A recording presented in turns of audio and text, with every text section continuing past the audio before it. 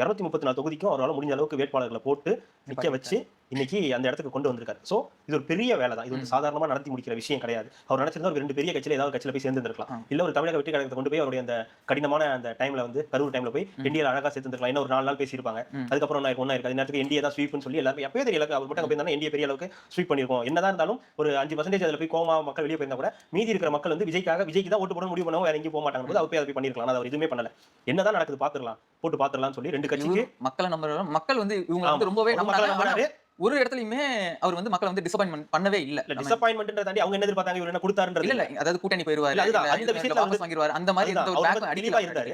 எந்த விதமான வந்து கூட்டணிக்கு வாங்க தான் சொன்னாரு. நான் உங்க கூட்டணிக்கு வரேன் எல்லாத்துக்குமே வந்து சொல்லலன்னு போது அப்போ ஒரு தலைவர் அப்படிதான் எமர்ஜ் ஆக முடியும். இப்போ நீங்க போய் ஒரு கூட்டணியில சேர்ந்துட்டீங்கன்னா நீங்க எல்லாரும் சொன்னாங்க நீங்க போய் கூட்டணியில சேர்ந்துருங்க, அடுத்து 2030 வரும்போது தனியா வந்துட்டு அது எப்படி பாசிபிள் இருக்கு? இந்த ஊர்ல அதுக்கான வாய்ப்புகள் ஏதாவது இருக்கா? இருந்தா காட்டுங்க, சாம்பிள் இருந்தா கொடுங்க. இந்த மாதிரி ஒருத்தர் போனாரு, இப்போ கூட்டணியில இருந்துட்டு அடுத்த எலெக்ஷன்ல வந்து அவர் வந்து முதலமைச்சர் வேட்பாளரா நின்னு ஜெயிச்சிருக்காருன்னு சொல்லுங்க.